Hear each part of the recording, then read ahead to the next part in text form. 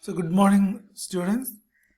In the past few lectures, we were looking at SCI and the issues, how to add new instruction, the value of control signals. So we learned SCI in its details. Now let us stay back and look at its performance. Performance of single cycle implementation, SCI. So we know that these are the major stages. Memory access, it could be data memory or instruction memory, reading and writing of registers, then ALU operations, and then again a memory access may come if it is a load instruction. So we can compute the time required for all these things like this. Okay, we find that the longest time is taken by the load instruction, and our clock cycle must be greater than 8 nanosecond to accommodate for the delays. Okay, so this is what happening. PC updation, instruction memory access, register file for base and offset. It goes through the multiplexer and then reaches the ALU, goes to the data memory, reads the item. Again, it comes by a multiplexer and goes to the register. This is the longest path, also known as the critical path. So this critical path determines the cycle time. Okay, so it should be greater than the time taken by the entire critical path. Okay, now if we do a statistical analysis on the program, we will find that arithmetic instructions are coming up to 48%, loads 22, stores 11, and branches constitutes 19%. Okay, that means if you analyze program, generally we find the instruction mix like this. So what is the takeaway message from that? We have learned a principle, say that make the common case faster. So these arithmetic instructions are common case. So if we make the common case faster, you can expect a performance improvement. But that is not really possible with SCI, because SCI is designed considering load to be the instruction which determines the clock rate. So on an SCI data path, if you put this kind of instruction mix, everybody will execute at the same speed of load, whereas load's contribution is only 22%.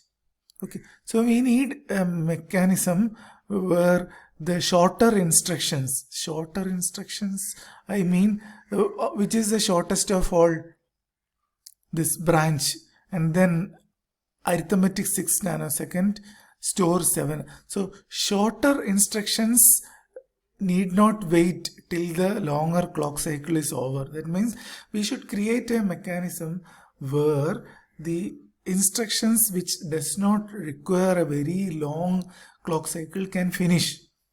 Okay, so this can be possible only if you have what is known as multi-cycle implementation, where each instruction can take different number of clock cycles based on its requirement. That's the whole idea behind multi-cycle implementation. So to make that even more clear, we will go for a quantitative analysis with SCI and what is the performance. So in our case, each cycle is 8 nanosecond for single cycle implementation, because we found that load instruction requires 8 nanoseconds.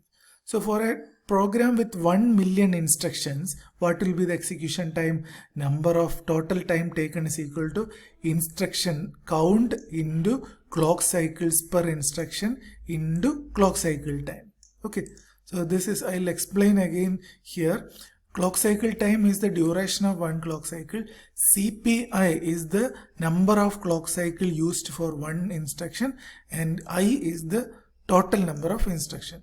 So the total execution time is obtained by multiplying the number of instructions into the clock cycle used for each instruction into duration of one clock cycle. This is a very fundamental formula for performance evaluation. You must understand it. No need to by heart, you need to understand it properly.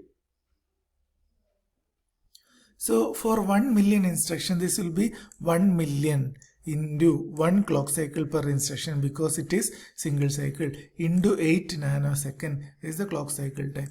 So this will be 10 power 6 into 1 into 10 to the power minus 9. So this will be 8 into 10 to the power minus 3, or 8 millisecond is the total time required for a program with 1 million instructions on a SCA implementation. So let us note down the value and think about multi-cycle implementation. Okay. Now let us calculate the actual time the program should have taken by this. So we assume that all instructions takes 8 nanoseconds. In fact, all instructions will not take 8 nanoseconds time. We know that add is taking 6, store is 7, branch is 5, and so on.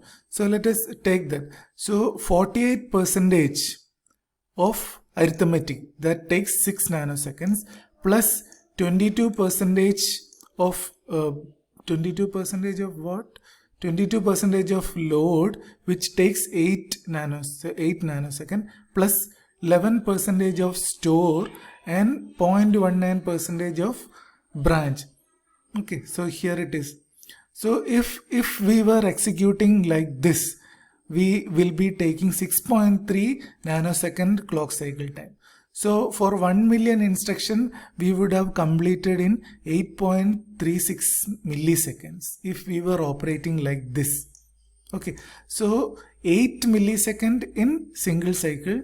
If we operate like this, we would have finished in 6.36 milliseconds. So what is the speed up, or how slower it is? 8 divided by 6.3. So it is 1.26 times slower than the actual time it should have been taken. Okay, so you spend some time here and understand why it is slower and what makes it slow.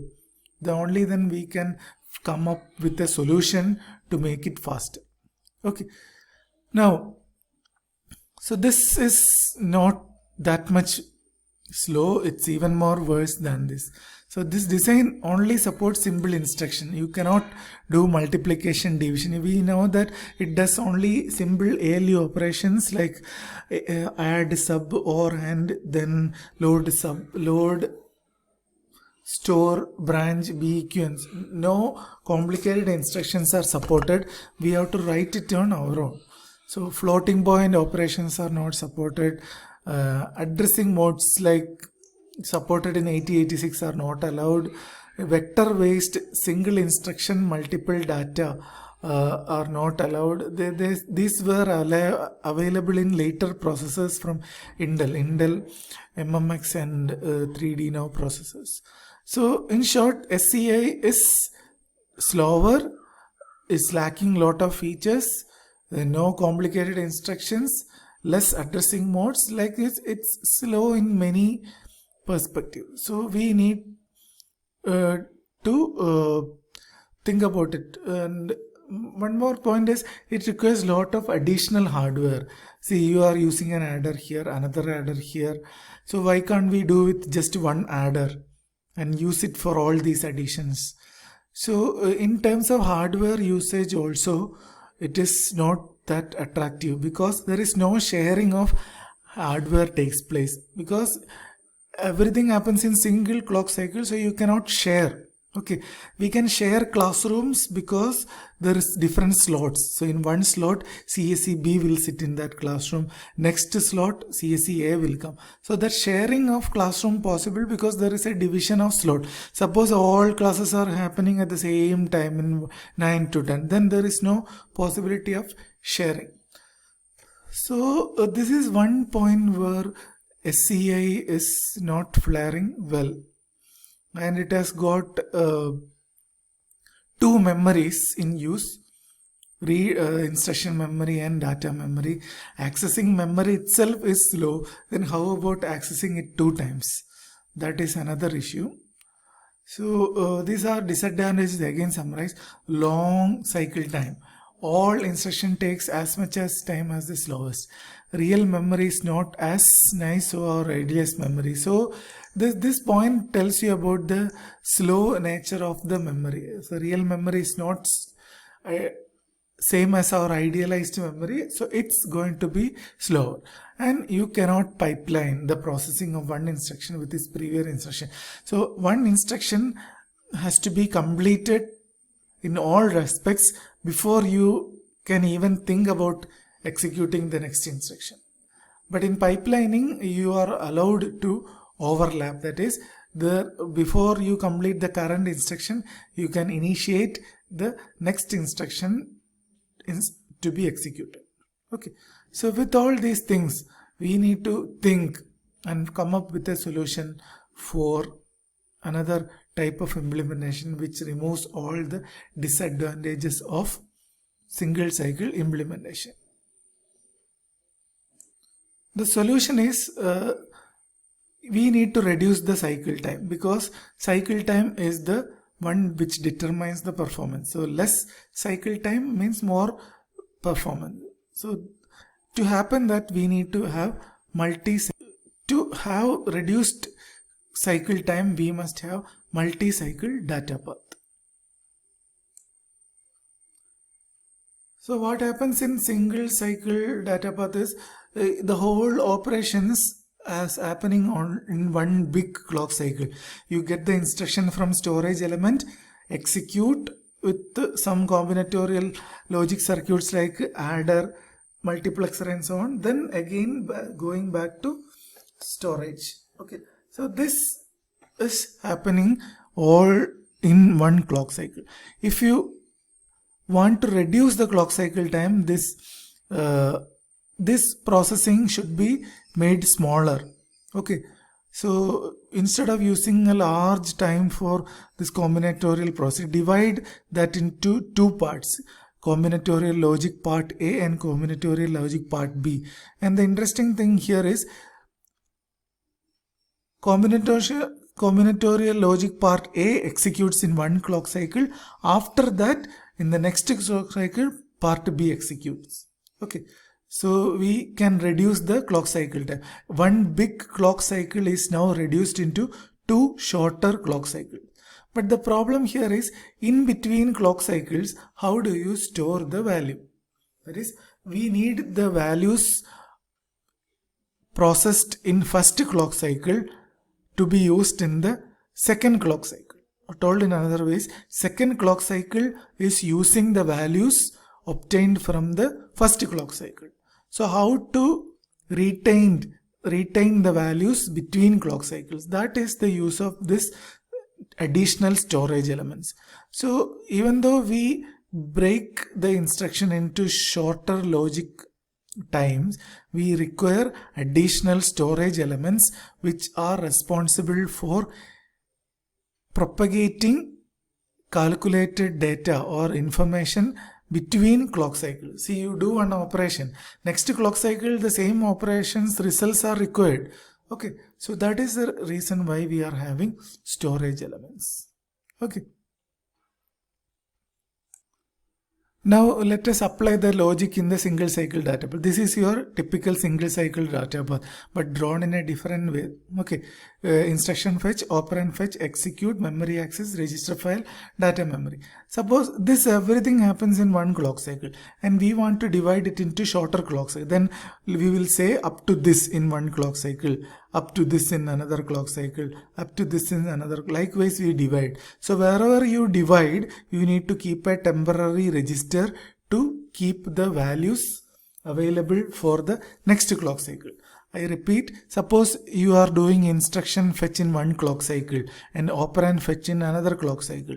So the values obtained after instruction fetch must be stored in a temporary register to be used in the next clock cycle. But that is not required in single clock cycle because everything is happening in single clock cycle and everybody gets that value. So the takeaway message is, if you want to have shorter clock cycles, you need to keep temporary registers between functional units of single cycle data path. Now let us answer where to keep, what type of storage elements required, etc. in the next video. Okay.